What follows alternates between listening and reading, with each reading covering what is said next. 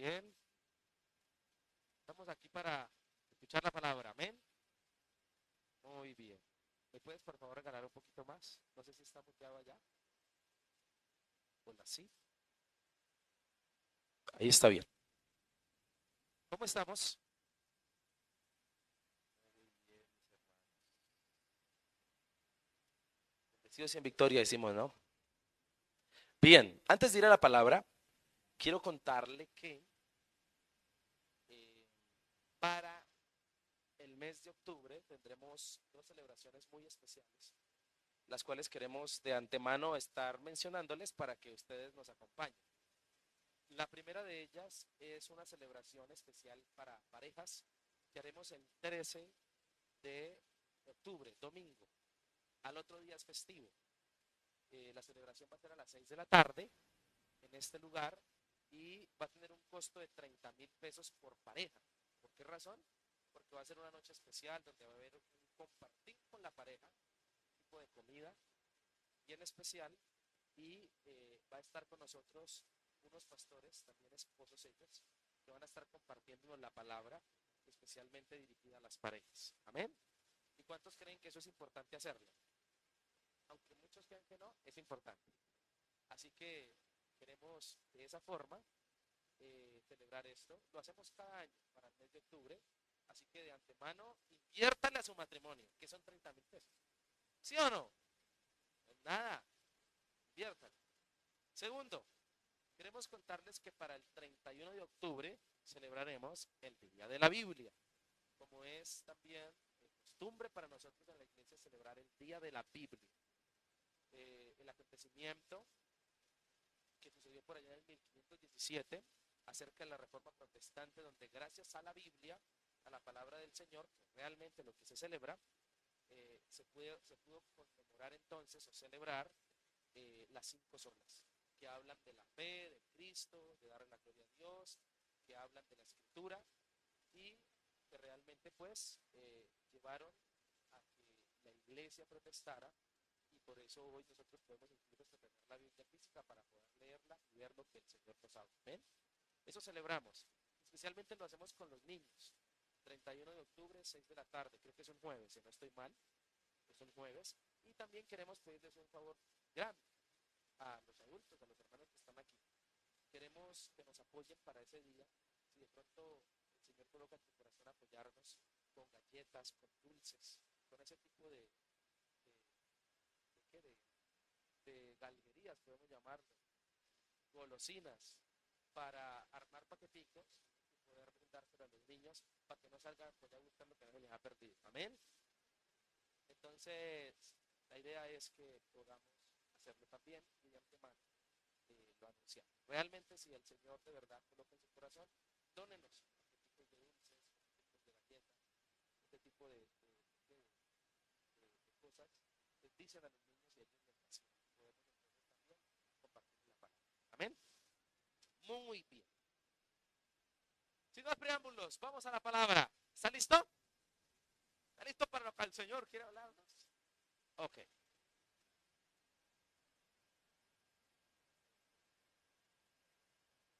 Mirará el título y dirá, ¿quién es Juan? Tranquilos que ya vamos a ver. Quisiera empezar por preguntarle si usted sabe el por qué sus papás le pusieron el nombre que tiene.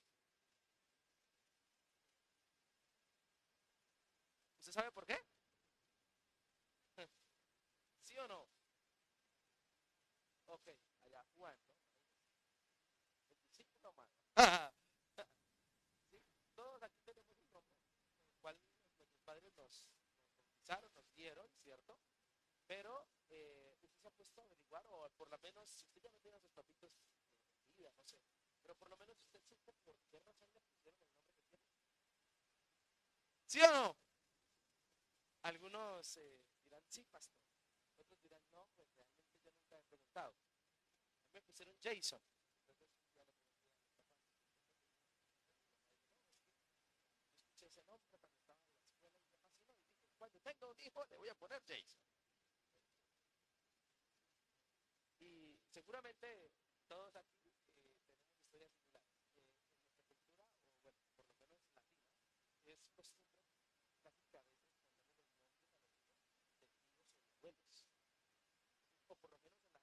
pasada de mis padres, de mi papá, sucedía mucho eso. Los hijos se les colocaba el nombre como para no perder, ¿cierto? El nombre de los abuelos, el nombre de tíos, de ese tipo. Entonces se nombraba al muchacho. Incluso, no sé, nuestros amigos venezolanos me corregirán si estoy mal, pero hablando que día con algunos amigos venezolanos, de los nombres, porque en Colombia hay nombres de nuestros amigos venezolanos que no son comunes aquí, no los conocemos. Entonces yo le preguntaba a alguien, venga, ¿y estos nombres por qué? Entonces me decía, es que en Venezuela es costumbre a veces hacer un nombre, crearlo. Entonces se coge un pedacito del papá, ¿sí? ¿Estoy bien? Y se coge un pedacito de la mamá, ¿sí estoy bien o no estoy mal? Y entonces se crea el nombre y se le pone y se bautiza el chino o la china con así, de esa forma. ¿Sí estoy bien? Eso me contó. Y yo dije, ok, con razón. O de eso, sí, de algún familiar o de algún conocido. Entonces se mezclan los nombres y se crean nombres. Imagínate cómo es la situación, ¿no? Entonces, siempre existe una razón o un origen del por qué usted se llama así. Y ni hablar de los significados, ¿no? Porque todos sabemos acá que los nombres tienen significado. Y cuando llegamos al Señor, definitivamente cuando leemos la Biblia, podemos descubrir que los nombres en la Biblia tienen significados preciosísimos, como también a veces significados fuertes y hasta duros y feos, porque es verdad. ¿Está bien? En ese orden de ideas, yo me puse a averiguar qué significa Jason. Y Jason significa el que cura todos los males. ¿Cómo la ven? Yo dije, me queda muy bien mi nombre. No, mentira, ¿verdad? Significa sanador, significa curador, significa. ¿Sí? Y significa. Y mi otro nombre, yo tengo dos nombres. Fernando significa valiente, audaz, pero sobre todo significa como aquel que es atrevido, ¿sí? Que se arriesga. Eso significa Fernando. ¿Y sabe qué es tremendo? Que usted va y mira la personalidad de la persona, valga la redundancia, y es muy similar el significado de su nombre a lo que la persona es. Y esto es incluso cultura judía, no sé si usted sabía eso. Que en la Biblia, de acuerdo al ser audaz o bueno, a la característica personal de la persona, particularmente su nombre significaba, y entonces es interesante cómo concuerda el significado con la personalidad. ¿Cómo definía? Reitero, en la Biblia esto era muy importante incluso para Dios, tanto así que sabemos que en la Biblia el Señor varias veces le cambió nombres a diversos personajes de la Biblia porque demarcaba una personalidad que deseaba que tuviera.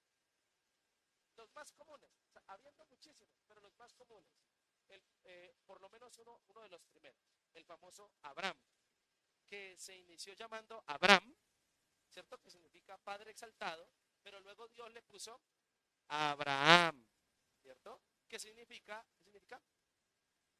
Padre de muchedumbre de muchas naciones. No sé si sabía eso. Otro muy conocido, muy transversal en la Biblia, es Jacob. Sus papás le pusieron Jacob, Jacob y Esaú, que por ahí, por cierto, los chinos se peleaban porque eran mellizos, ¿no? Y en el vientre de la mamá se peleaban cuando nacen, el uno nace agarrado del talón de su hermano de Esaú allí, ¿no? Y entonces Dios le dio una palabra a la mamá de estos dos varones y les dice, hay dos naciones en tu vientre y batallarán y el mayor servirá al menor. Eso ya Dios lo había dicho desde antes de que nacieran. Entonces nacen y Jacob le pusieron al segundo, Jacob, y no sé si sabes qué significa Jacob, suplantador, ¿sí? Suplantador. Eso significa Jacob. Pero más adelante Dios le cambia el nombre por Israel. Y Israel, ¿sabe qué significa? El que pelea con Dios. Porque fue puesto en el momento en que Jacob luchó con el ángel. No sé si ha leído el texto bíblico que le dio así en la cadera para poder que lo soltara porque no lo quería soltar.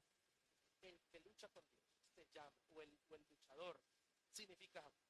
Y así, por ejemplo, en el Nuevo Testamento, el más famoso de todos, el famoso Simón, que el Señor Jesucristo le cambia el nombre y le pone Pedro.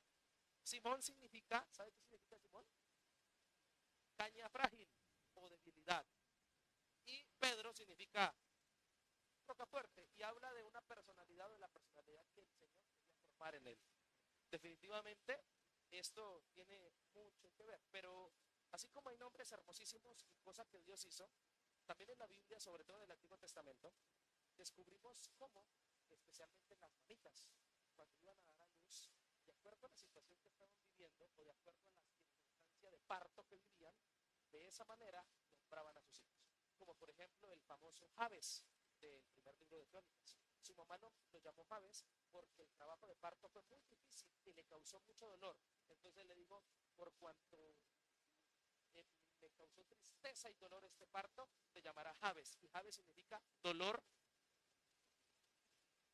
Entonces imagínense usted llamarse toda la vida, o que lo llamen o lo dictaminen de acuerdo a un nombre por una circunstancia y que signifique algo tan feíto como dolor, ¿no le parece a usted? El que causa tristeza. La Biblia, incluso no voy a predicar de él, pero se lo cuento. Incluso la Biblia dice que uno escucha a Jabes siendo grande, al parecer esto dictaminó su vida y era un hombre de dolores, era un hombre que vivía en tristezas y hasta que un día hizo una oración a Dios, pidiéndole a Dios bendición y Dios le dio. Pero definitivamente esto sucedía. Y ni hablar también de cuando Jacob con su esposita, es que no recuerdo si era Rebeca o Raquel, ¿cuál era la esposa de Jacob? Raquel, ¿cierto? Raquel, cuando tuvo un hijo también, creo que murió en el parto, y antes de morir le iba a poner al hijo Benoni, que significa hijo de tristeza. Entonces el papá le dijo, no, mejor llamémoslo Benjamín. ¿Pastor, dónde está eso? En la Biblia, hay que leerla, mi hermano. Amén. Entonces, note esto que podría suceder también, como varios personajes de la Biblia se les mencionaba o se les llamaba de acuerdo a la situación vivida. Y esta podría ser muy linda o también muy fea.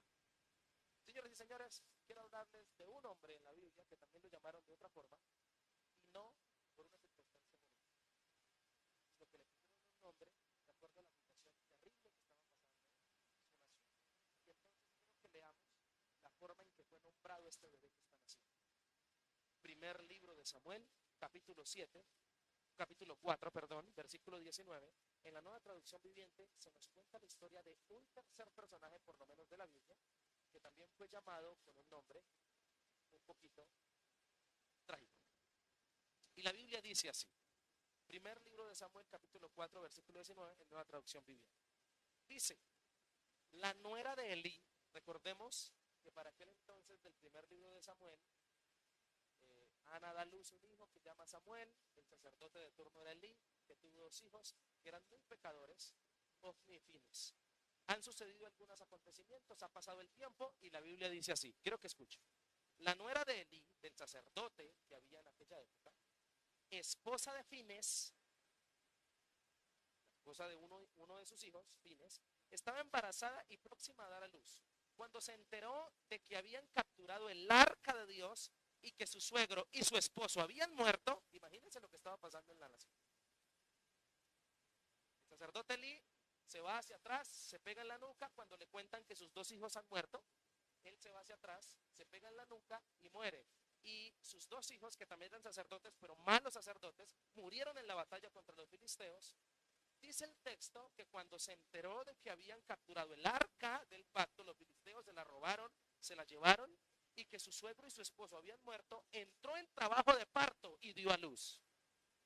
En medio de la mala noticia, 20. Ella murió después del parto, pero antes de que muriera, las parteras trataron de animarla. No tengas miedo, le dijeron, tienes un varón. Pero ella no contestó ni les prestó atención. Al niño le puso la mamá. Le puso, ¿cómo le puso? Por nombre, Icabod. ¿Cómo le puso? Icabod, que significa, ¿dónde está la gloria? Porque dijo, la gloria de Israel se ha ido. Le puso ese nombre porque el arca de Dios había sido capturada y porque murieron su suegro y su esposo. Versículo 22. Y luego dijo, la gloria se ha ido de Israel porque el arca de Dios ha sido capturada. ¿Cómo le puso esta mujer a su hijo? Icabod. Icabod, que significa sin gloria. Eso significa Icabod. Significa no está la presencia de Dios con nosotros. Eso significa. Y así fue mencionado este hijo también, como le conté. El pueblo de Israel estaba pasando por lo menos por tres momentos difíciles. El primero por la idolatría. El segundo tenían de Elías un sacerdote que no era malo en el corazón, pero era un hombre muy permisivo. Un varón que dejó que sus hijos hicieran lo que quisieran.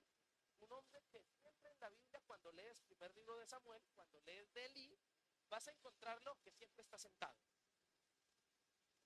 Es un hombre sedentario, incluso la Biblia dice que era un hombre gordo, que cuando se sacude para atrás se despejó y se fue. Un hombre que muere de esta forma y que sus hijos son pecaminosos. El pueblo es idólatra. Y en este contexto es que nace un niño que le ponen sin gloria. ¿No le parece feo que lo llamen así? Ahora, ese Icabod implica que no estaba la presencia de Dios a causa del pecado, tanto de los sacerdotes como del pueblo. Y la pregunta para nosotros en esta noche, para ir entrando en el mensaje, es: ¿qué es la gloria de Dios? ¿Por qué esta mujer le pone sin gloria a este niño? Porque definitivamente, si leíste el pasaje, vas a notar que el arca del pacto, que era la que representaba la gloria de Dios, que era la que representaba que la presencia de Dios estaba con ellos. Sabemos todos que en el Antiguo Testamento esto era lo que significaba, ¿no? El arca del pacto significaba que la gloria de Dios, que la presencia, que el respaldo, que la bendición de Dios estaba con ellos. Al llevársela a los filisteos, estamos sin la gloria de Dios, sin su respaldo, sin su bendición. Estamos a la deriva. Dios no está presente con nosotros. Y gloria precisamente significa eso. Significa respaldo, agrado, significa el favor divino en nuestra vida. Ahora, para avanzar, en el capítulo 5 del primer libro de Samuel, Dios entonces dice la Biblia que castigó a los filisteos porque se habían robado el arca. No sé si han leído eso. Que uno de sus dioses amanecía boca abajo sobre el arca. Capítulo 6, dice la Biblia que el pueblo filisteo lleno de terror y de miedo porque fueron castigados por Dios con plagas. En el capítulo 6 devuelven el arca a Israel. Pero hay algo que sucede en el capítulo 7, en el versículo 1, que me gustaría que leyéramos.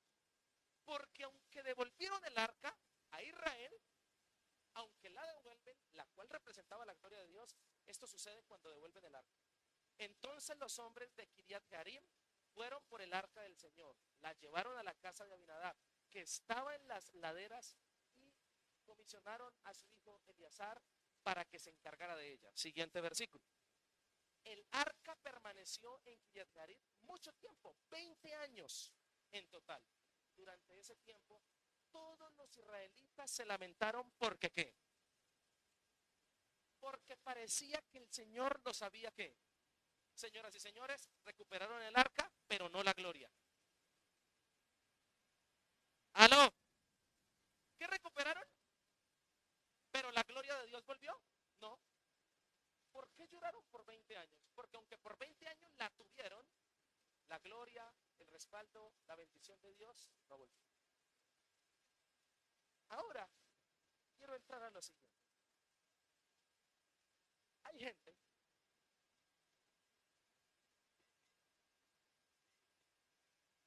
que puede venir a la iglesia, pero no es secular.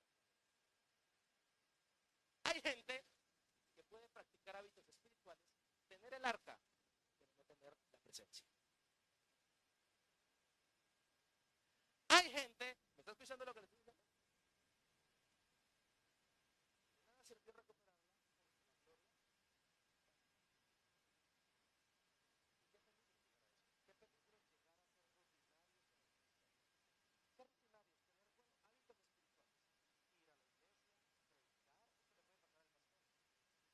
Orar, echar fuera demonios, ser respaldado, pero no sentir la gloria. No sentir su respaldo, no sentir su presencia. ¿Y cuánta gente dice: yo hace rato que me siento así? Yo sirvo, yo estoy, yo vengo, yo tengo familia, yo oro, pero yo no siento nada. Y esto puede suceder. Y esto puede acontecer. Por eso, mi hermano, es importante entender lo que el Señor nos está queriendo decir. Ahora, quiero darle una buena noticia. Samuel es el sacerdote, y todos aquí sabemos que Samuel fue un gran hombre de Dios. Un hombre que cumplió por lo menos 3 roles. Un hombre que fue sacerdote, que fue juez y que también fue profeta para su nación. Un hombre completo, un hombre que demostraba la presencia de Dios. Y este hombre, preocupado por su nación, entonces le dice al pueblo cómo recuperar ¿qué? La gloria. ¿Cómo dejar de ser Icabod? ¿Se acuerda de Icabod? Sin gloria. ¿Cómo dejar de serlo? Entonces Samuel les dice en el siguiente versículo, versículo 3, y quiero que por favor me presten mucha atención lo que a continuación. Entonces Samuel le dijo a todo el pueblo de Israel, si de todo corazón desean volver al Señor, desháganse de sus dioses ajenos y de las imágenes de Astoret. Dediquen su corazón al Señor y obedézcanlo solemnemente a Él. Entonces Él los rescatará de los filisteos. Así que los israelitas se deshicieron de todas sus imágenes de Baal y de Astoret y adoraron únicamente al Señor. Después Samuel les dijo, reúnan a todo Israel en Mizpa y yo oraré al Señor por ustedes. De manera que se reunieron en Mizpa y en una gran ceremonia, escuche, sacaron agua de un pozo y la derramaron delante del Señor. Asimismo, no comieron durante todo el día. ¿Y qué más hicieron? Confesaron que habían pecado contra el Señor. Fue en Mizpa donde Samuel se convirtió en juez de Israel. Cuando los gobernantes filisteos se enteraron de que Israel se había reunido en Mizpa, volvieron a su ejército y avanzaron. Movilizaron, perdón. El miedo invadió a los israelitas cuando supieron que los filisteos se acercaban. No dejes de rogar al Señor, nuestro Dios, que nos salve de los filisteos, le suplicaron a Samuel. Entonces Samuel tomó un cordero y lo ofreció al Señor como ofrenda quemada entera. Rogó al Señor que ayudara a Israel y el Señor le contestó. Versículo 10. Entonces, justo en el momento en que Samuel sacrificaba la ofrenda quemada, llegaron los filisteos para atacar a Israel, pero volvió la gloria de Dios. ¿Qué pasó? Pero ese día el Señor habló con una poderosa voz de trueno desde el cielo y causó tal confusión entre los filisteos que los israelitas, ¿qué hicieron? Derrotaron. Los hombres de Israel los persiguieron desde Mizpa hasta un lugar abajo de Betcar, matándolos a lo largo del camino. Luego Samuel tomó una piedra grande y la colocó entre las ciudades de Mizpa y Gesana. La llamó Ebenezer, que significa la piedra de ayuda, porque dijo, hasta aquí el Señor nos ha ayudado. De modo que los filisteos fueron sometidos y no volvieron a invadir a Israel por algún tiempo. Y durante toda la vida de Samuel, la mano poderosa del Señor se levantó contra los filisteos. Versículo 14. Entonces fueron restituidas a Israel. ¿Qué volvió?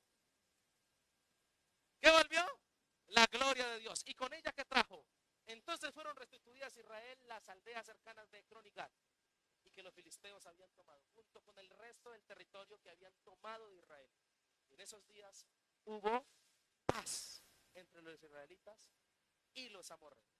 Samuel continuó como juez de Israel por el resto de su vida.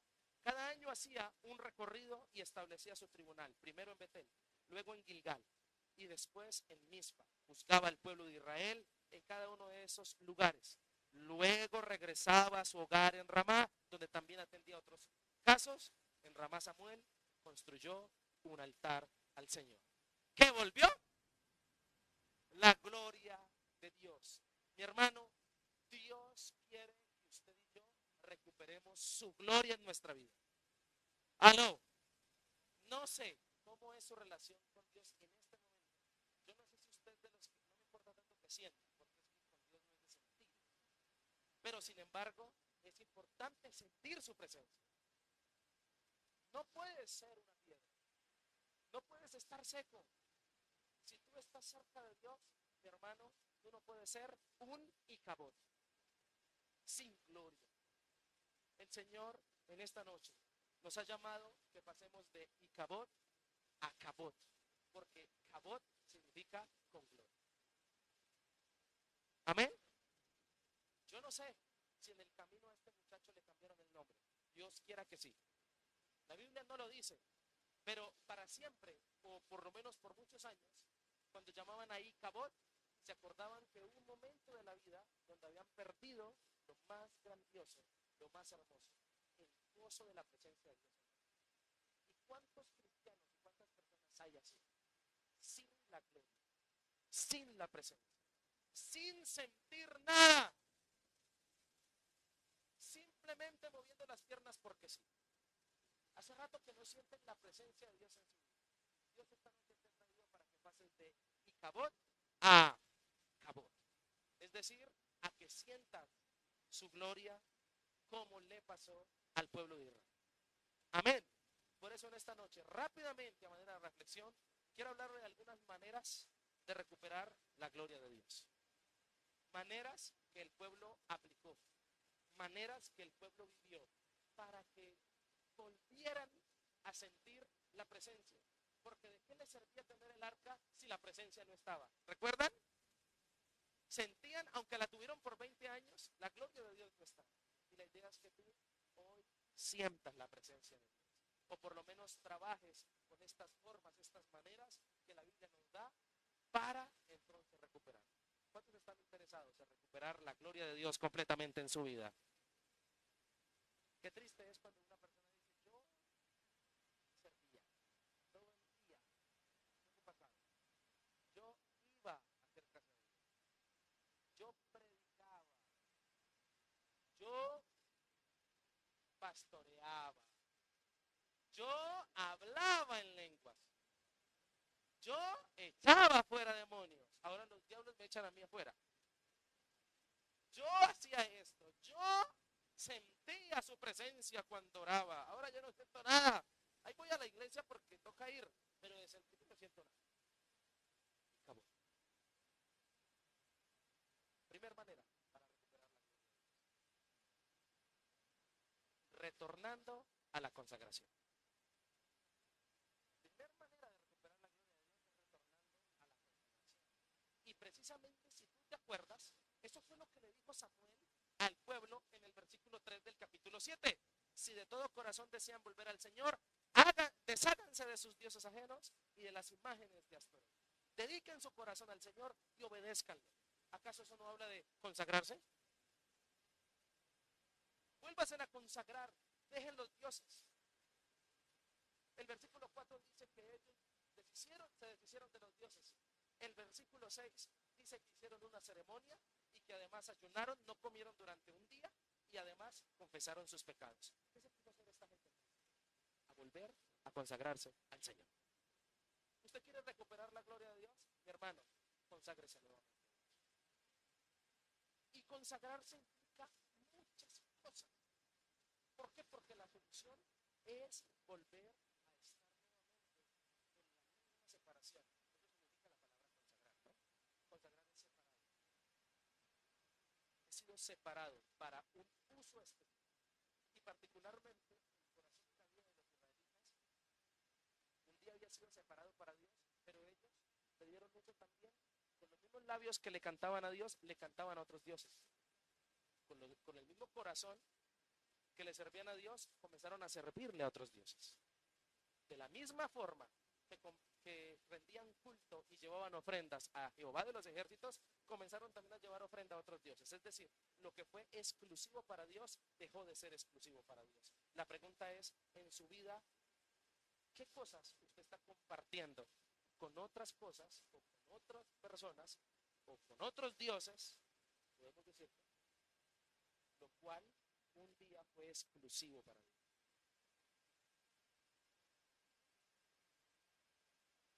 ¿Qué cosas? Quiero preguntarle esta noche por qué. Porque definitivamente la consagración, en primer lugar, implica volver a Dios. La consagración implica separarse nuevamente para Él.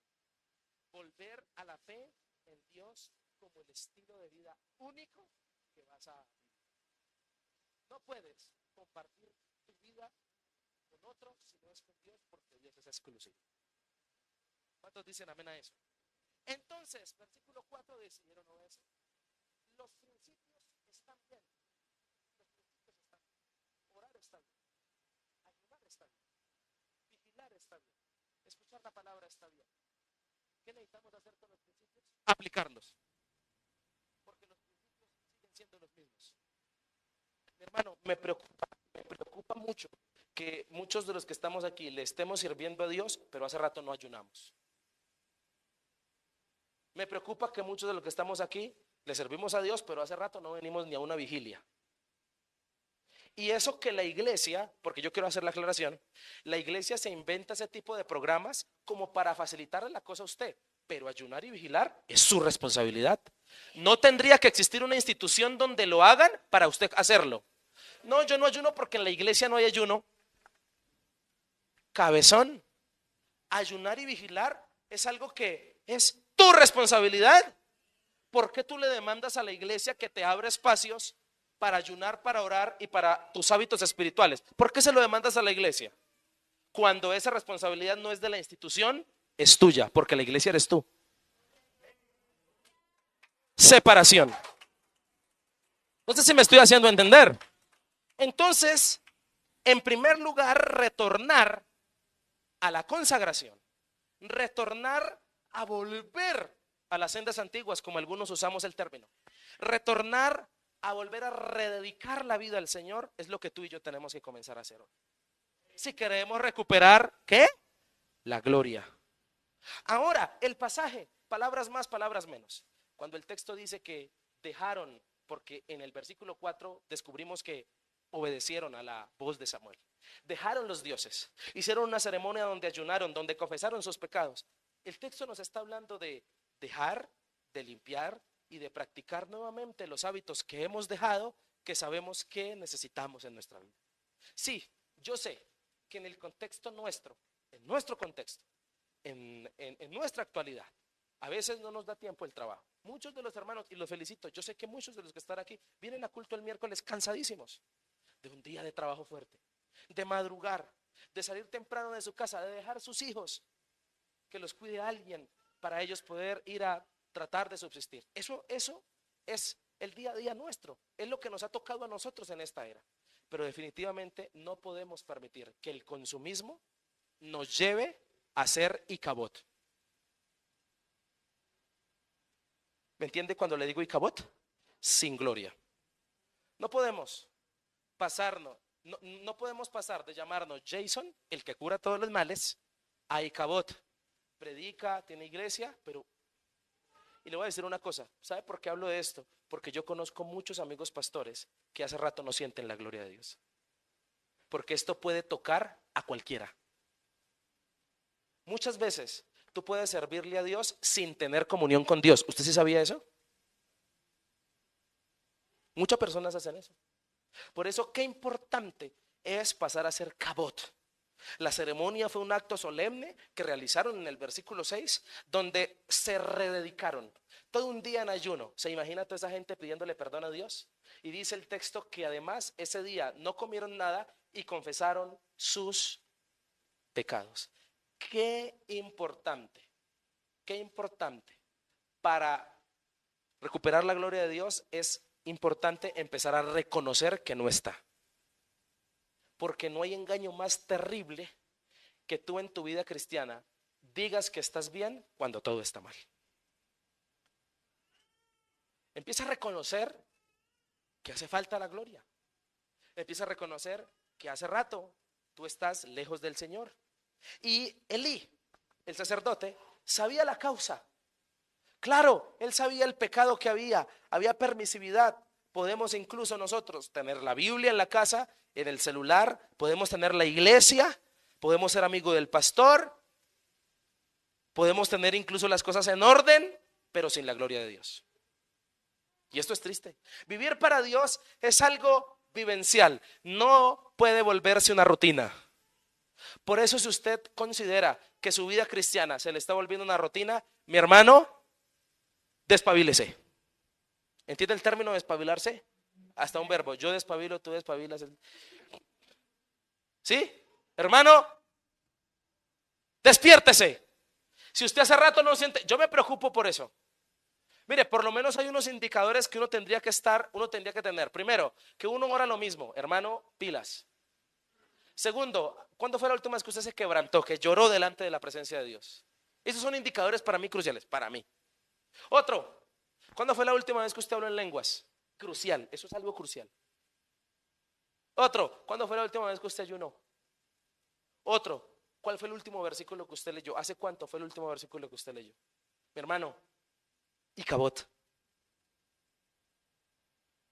pilas, porque estando en la casa del Señor podemos estar lejos del Señor de la casa. ¿Me está entendiendo lo que le estoy diciendo? Y la Biblia dice que el que oculta su pecado, ¿no leemos la Biblia casi? Bueno, el que oculta su pecado no prosperará. La palabra del Señor dice eso y por eso es importante confesar. Ellos ese día confesaron su pecado delante de Dios. Tenemos por eso que hacer hoy un diagnóstico sincero de nuestra vida y revisarnos y mirar si somos más Icabod que Cabot. Si tenemos más la gloria. Y le voy a decir una cosa porque usted se me puede ir por las ramas. Mi hermano, sí, está bien. Todos somos seres humanos que nos podemos desanimar en algún momento. Claro que sí. ¿La fe flaquea? Claro que sí. Hasta las mejores familias. Hasta los mejores profetas. O si no, pregúntele a Elías. Claro. Pero a toda hora, 20 años como el arca. Mi hermano, es ahí donde el problema no es Dios. Es ahí donde el problema no es la iglesia. Eres tú. Porque eres Icabod.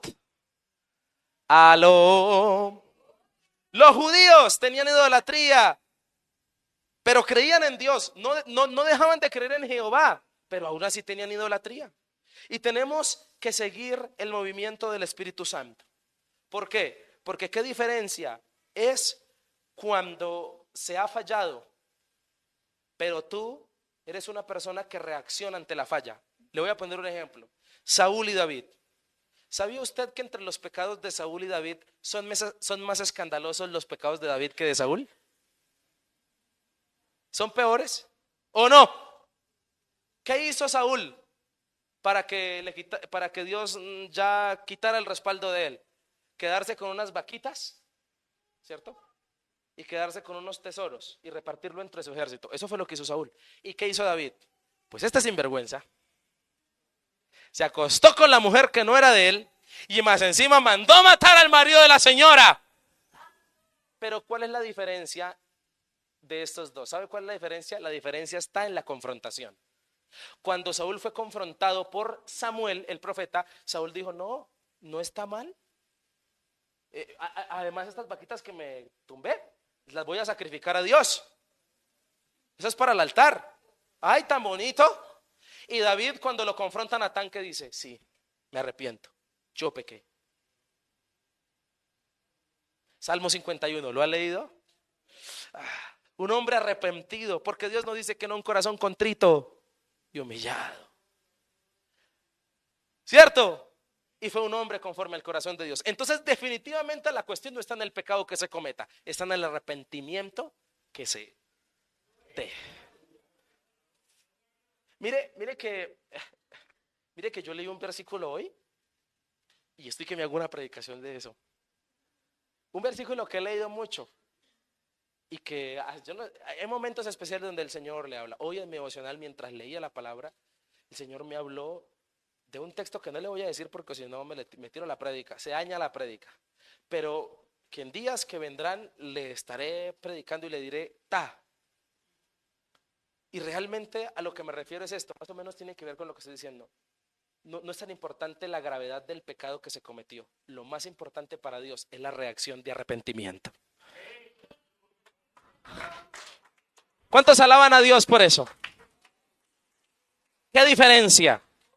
Cuando nos consagramos a Dios, Él nos consagra a nosotros, versículo 6, nos consagra a nuevas bendiciones. ¿Qué pasó en ese mismo tiempo? Fue en Mizpa donde Samuel se convirtió en ¿qué? Empezó a ascender, empezó a subir de cargo. Y es ahí donde cuando tú te consagras a Dios, Dios también te consagra a bendiciones más grandes. Amén. En primer lugar, la primera manera de recuperar la gloria de Dios, ¿cuál es? Retornando a la consagración. Hay que consagrarse nuevamente. ¿Sí? Pero no sea de esos hermanitos que se han bautizado 3 y 4 veces. ¿Los conoce? Yo conozco hermanos que se han bautizado 3 y 4. Pastor, es que me descarrié y voy a volver a bautizarme. Porque voy a volver. No, mi hermano, no es necesario tan retroceder. Sí, el bautismo es una vez y para siempre. Pero cuando hablamos cuando hablamos de consagrarnos, hablamos de retornar a radicar mi vida. ¿Cuántas veces, ya siendo cristianos evangélicos viejos, cuántas veces a lo largo de nuestra vida y una buena relación con Dios tenemos que decirle al Señor, Señor Jesús, te recibo en mi corazón nuevamente. Renuevo mis votos contigo. Volver a Él, volver a rededicarse, volver a decirle, me consagro nuevamente. Amén. Segundo, la segunda manera de recuperar la gloria, restituyendo la comunión. Primero, retornando a la consagración, pero segundo, restituyendo la comunión. ¿Por qué? Resulta que para este mismo momento, la Biblia dice en el versículo 7, si lo recuerdas, que cuando ellos se consagraban, después de 20 años, los filisteos volvieron a atacarlos. Y en el mismo momento que los estaban atacando, dice la Biblia que ellos sintieron miedo. Pero ¿cómo reaccionan? Siguiente versículo. No dejes de rogarle al Señor nuestro Dios que nos salve de los filisteos. Le suplicaron a Samuel. Entonces Samuel tomó un cordero y lo ofreció al Señor como ofrenda. ¿A qué volvieron? Volvieron a la comunión. Y cuando hablo de comunión estoy hablando que volvieron a tener comunicación con Dios, dirección nuevamente. A eso me refiero cuando hablo de restituir la comunión. Y cuando hablo de esto, quiero decirte también que según el versículo 7, cuando tú decides consagrarte, el enemigo decide atacarte. ¿Aló? Por eso, palabra y consejo obligado a los que vienen a la clínica del alma. No se le haga raro que cuando salga de aquí, el enemigo lo ataque. No se le haga raro que cuando usted proponga en su corazón servirle más a Dios, el enemigo se le levante.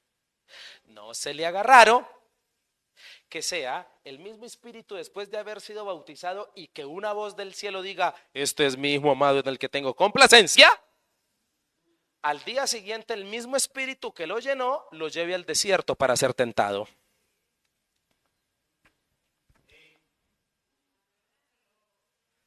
Porque cuando usted decide consagrarse, el enemigo decide atacarlo. Esto le pasó al pueblo, versículo 7, y entonces ellos tienen claro algo, que la comunicación, la comunión con Dios, había que retornar a ella. Y retornarla era como volver al método que siempre ha funcionado. ¿Cuál ha sido el método que le ha dado victoria al pueblo de Israel por generaciones? Sí, volver a la gloria, es decir, orar para pedirle a Dios dirección, si atacar o no atacar. ¿Ha leído la Biblia? ¿Ha leído el Antiguo Testamento? ¿Cuál es la forma en que el pueblo de Israel ganaba las batallas? ¿Se acuerda de David? David, ¿qué hacía para ganar batallas? Primero iba donde Dios y decía, Señor, ¿qué hago? Muchas veces entonces vemos a Dios diciéndoles ataquen, otras veces quédense quietos, siéntense, denle 7 vueltas a... silben, griten. ¿Quién direccionaba para ganar? Dios. ¿A qué está volviendo esta gente cuando le dice a Samuel, órele al Señor porque vienen a atacarnos? Están retornando a la comunión. Mi hermano, y en ese orden de ideas, el pueblo clama a Jehová y Samuel ofrece un sacrificio de oración, restituyendo con ese sacrificio la comunión con Dios. Y cuando hablo de esa comunión, quiero decirte que es necesario volver a la comunión con Dios. Y esto va a implicar, escúcheme, y en esto quiero hacer énfasis.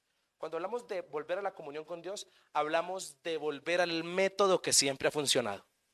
Y el método que siempre ha funcionado para ganar siempre ha estado en la dirección de Dios. Te estoy diciendo, en otras palabras, que volver a la comunión con Dios es volver a que Dios te direccione. Porque precisamente Icabod, la gloria se pierde cuando dejamos la dirección de Dios. Cuando dejamos de buscarlo. Cuando tú dejas de preguntarle. Y mi hermano, a Dios le fascinan los preguntones. Sí. Pregúntale a Dios. Pregúntale a Dios para todo. ¿qué hago, Señor? Felicito a los hermanos que cuando van a tomar decisiones inteligentes, importantes, lo primero que hacen antes de dejarse llevar por sus emociones es preguntarle a Dios: Señor, ¿qué quieres que haga? Mire, me salió esta oportunidad, Señor, esta puerta se me abrió. Aunque se abra la puerta, usted no puede decir que es de Dios. Tú dices que es de Dios cuando Dios te confirme, no cuando la puerta se abra. Qué manía tan brava tenemos nosotros, que nos gusta discernir más de la cuenta. Ay, pastor, es de Dios porque se me abrió la puerta. Sí, pero esa puerta te va a sacar de la iglesia, ya no vas a volver, ya no vas a poder servirle. ¿Es de Dios? ¿Será que es de Dios? No, pastor, es que se me abrió. Pues vamos a meterle un leñazo para que se le abra también la mente. ¿Qué pasó con los discípulos? Dice la Biblia que tuvo que haber una intervención divina en Lucas capítulo 24 para que entendieran. Jesús resucitado. Metieron la mano allá, hicieron de todo, y dice la Biblia, y Jesús abrió su entendimiento. Abrió el entendimiento para que comprendieran que había resucitado y que era el Señor. Mi hermano, cuando hablamos de restituir la comunión, estamos hablando de volver al método que siempre ha funcionado: consultarle a Dios. Señor, ¿qué hago? Señor, ¿qué hago? Señor, ¿qué hago? Para todo, consúltale a Dios. No dejes de consultarle al Señor jamás en la vida. Amén. El pueblo, cuando perdía las batallas, particularmente, no había consultado a Dios. Por eso nunca pierda ese hábito. Versículo 10. Dios derrotó a los enemigos gracias a la consagración y a la comunión. Por eso ocúpate de Dios, que Dios se encargará de pelear tus batallas. ¿Qué dice el texto? Pero ese día el Señor habló con una poderosa voz de trueno desde el cielo y causó tal confusión entre los filisteos que los israelitas te derrotaron. Los israelitas le ganaron a los filisteos esta vez. Por eso, mi hermano, cuando usted vuelve a la comunión con Dios, hasta sus enemigos se dan cuenta de que Dios está con usted. ¿Me hago entender? Y en ese orden de ideas debemos vivir para Dios. Y cuando vivimos para Dios, vemos nuestra vida transformada. Ahora, versículo 12. Ebenezer, hasta aquí el Señor nos ha ayudado. Así fue como Samuel bautizó a través de una piedra ese lugar. ¿Y sabe por qué Samuel hizo ese acto? Porque hacía 20 años en ese mismo lugar los filisteos les habían ganado. Por eso, mi hermano, Dios a usted lo ha traído esta noche para que en el mismo lugar donde has sido derrotado, tú seas victorioso. En el mismo lugar donde usted ha perdido, si usted hoy consagra su vida a Dios, si usted vuelve a la comunión, en ese mismo lugar, Dios le va a dar la victoria. Voy terminando con el tercero. Tercera manera de recuperar la gloria de Dios es reafirmando la fidelidad, perdón. Reafirmando la fidelidad. ¿Por qué razón? Si usted se da cuenta, en los pasajes, la palabra dice que el Señor restituyó las tierras, pero Samuel hizo algo. Versículo 15. ¿Qué dice el versículo 15? Samuel, diga conmigo, continuó. ¿Qué hizo Samuel? Continuó como juez de Israel. Siguiente. Cada año hacía un recorrido, juzgaba al pueblo. Cada año, cada momento, Samuel reafirmaba la fidelidad a Dios. Si usted lee a Samuel, va a ver que Samuel en cada episodio de su vida no desaprovechaba oportunidad para recordarle al pueblo que tenían que ser fieles. Y la mejor forma de recuperar la gloria de Dios es manteniéndose fiel. Reafirmando todos los días mi fidelidad al Señor. Y aún así, termina el versículo 17 diciendo algo que Samuel propuso hacer en su casa. ¿Qué hizo en su casa?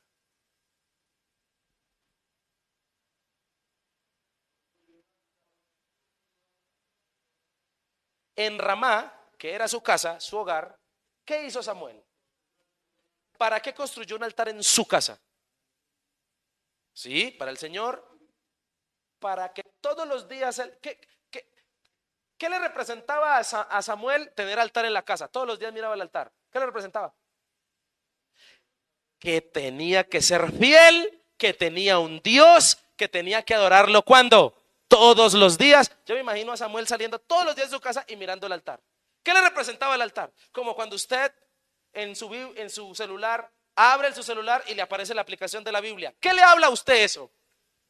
¿Qué le dice esa aplicación? Que hay que tener una responsabilidad, que hay que ser fiel, que hay que leer, que hay que adorar, que hay que orar. Samuel era un hombre que no solo construyó el altar en su casa, sino que toda su vida fue un juez que estaba al lado de los israelitas para demandarles fidelidad. Fue un hombre que toda su vida estuvo allí, dice el texto anterior, y cada año recorría los lugares. ¿Para qué? Para mirar que el pueblo mantuviera ¿qué? Fiel.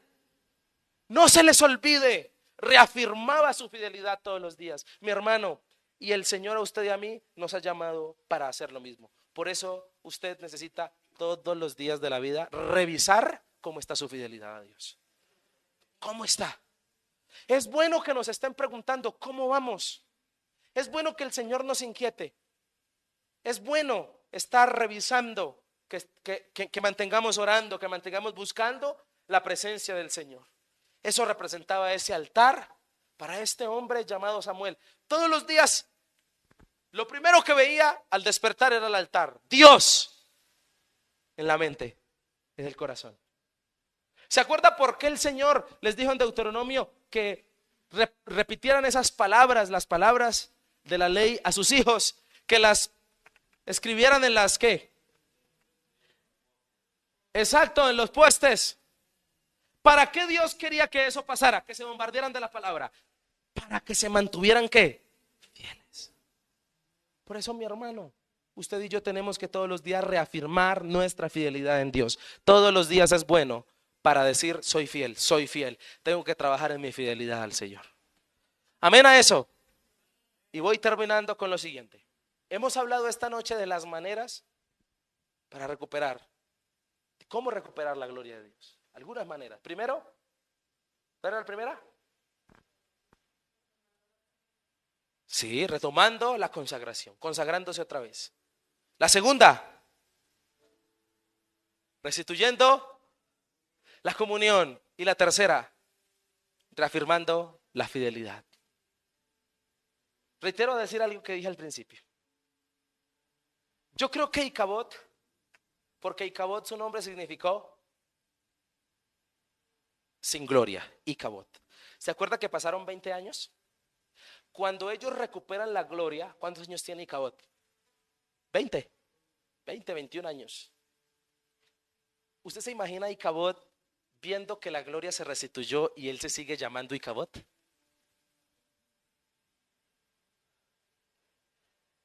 Yo no sé si de pronto Icabod en ese tiempo fue a la notaría. Dijo, vengo a cambiarme el nombre para que me den otra cédula. Con el mismo número si se puede. No sé. Solo le quitan la I. Lo cierto es que este pueblo, después de retornar a la consagración, este pueblo después de restituir la comunión, pero también de reafirmar la fe, ya no se llamó más Icabod, sino Cabod. Su gloria está aquí. La gloria de Dios está en este lugar. Y precisamente eso fue lo que le dolió a David. Vete buscando Salmo 51, versículo 11. ¿Por qué digo esto? Porque David, cuando le falló a Dios, hubo algo que le pidió que no le quitara. Y entonces el texto dice, no me expulses de tu presencia y no me quites tu qué. Quiero decirte que la presencia y la gloria de Dios hoy no es algo, hoy es alguien, es el Espíritu Santo.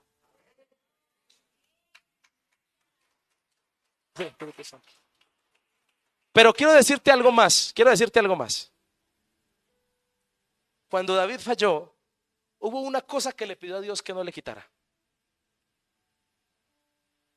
Que por favor no le quitara su presencia y que por favor no le quitara su espíritu.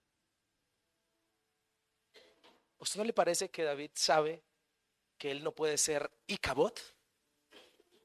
Que él puede incluso haberle fallado a Dios, pero que por favor nunca se nos sea quitada su presencia. Y le voy a decir una cosa para que lo tenga claro. Eso es lo que significa infierno. La palabra infierno significa sin la presencia.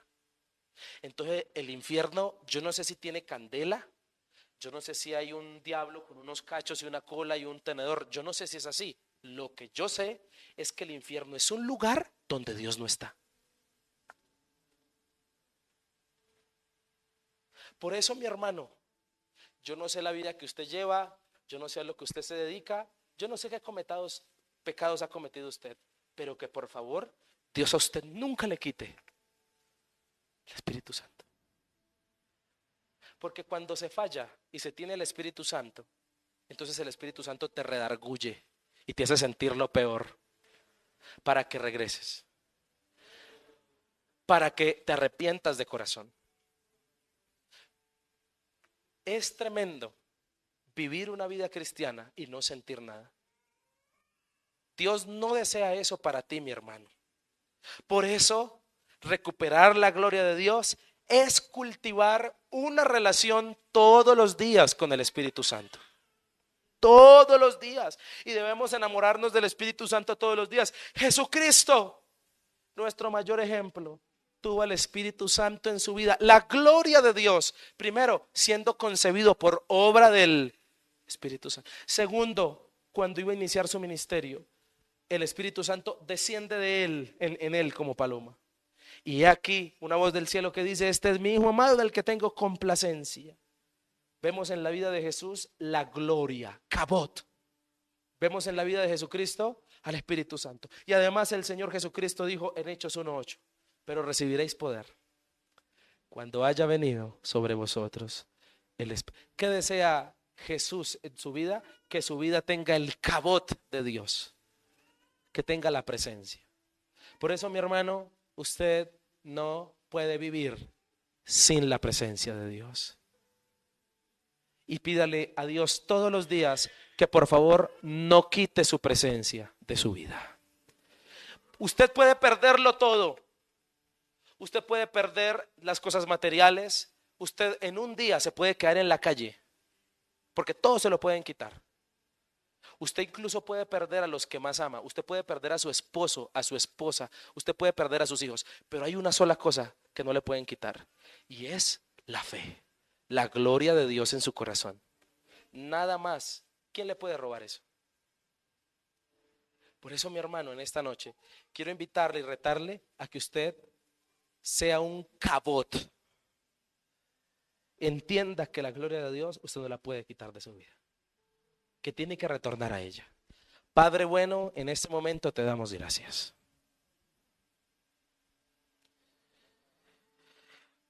Te queremos pedir, Señor, que hables a nuestra vida. Todos aquí necesitamos tu gloria. Padre, sé que todos hemos fallado con algún tipo de pecado. Hemos hecho cosas, Dios, que te han desagradado.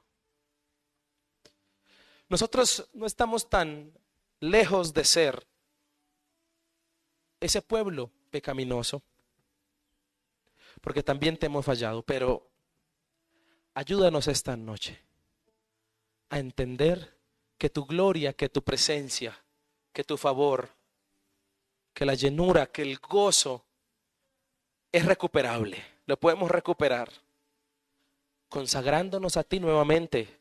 Por eso, a toda la iglesia, mujeres, hombres, jóvenes, por favor, no avancen si se sienten Icabod, si se sienten sin gloria, si se sienten abandonados, si sienten que ya el favor de Dios no está en sus vidas.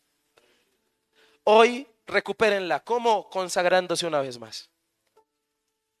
Segundo, restituyendo la comunión el hablar, el comunicarse, el dejarse direccionar.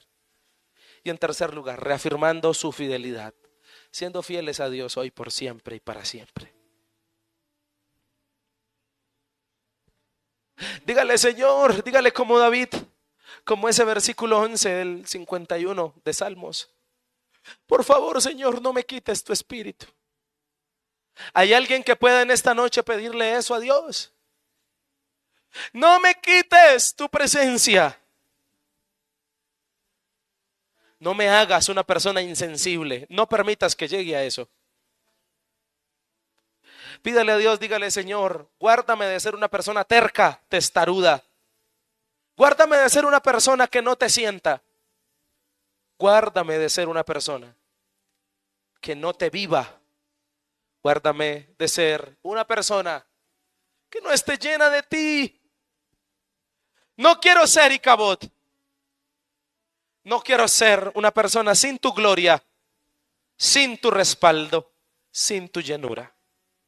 Padre, ayúdanos en nuestras casas, porque a veces nuestras casas son un búnker de batalla, no son un altar, como lo fue la casa de Samuel en Ramá, que había un altar allí. Ayúdanos porque nuestras casas a veces, Señor, son búnker de batalla. Porque en nuestras casas hay más peleas que oración. Porque en nuestras casas muchas veces hay más palabras hirientes que palabras de amor. Ayúdanos, Señor, porque en nuestra familia muchas veces, Señor amado, hay más Icabod que Cabot. Padre, te lo pedimos en el nombre de Jesús. Ore al Señor por su familia y dígale, Padre, que en mi casa se sienta tu presencia, que en mi casa se sienta tu gloria, que en mi casa sea natural el perdón, que en mi casa sea natural el amor, que en mi casa sea natural tu gloria, lo que se siente en tu presencia. Que mi casa sea, Señor, como la casa de Obed Edom, donde tu presencia se movía, Señor. Dígale que mi vida esté llena de tu presencia. Padre, te lo imploramos, ayúdanos a arrepentirnos de nuestros pecados. Pero te pedimos una cosa, no quites tu Santo Espíritu. No lo quites. Órale, órale a Él. No quites tu espíritu de mi vida. No me quites el gozo de la salvación. No me quites el gozo de tu presencia.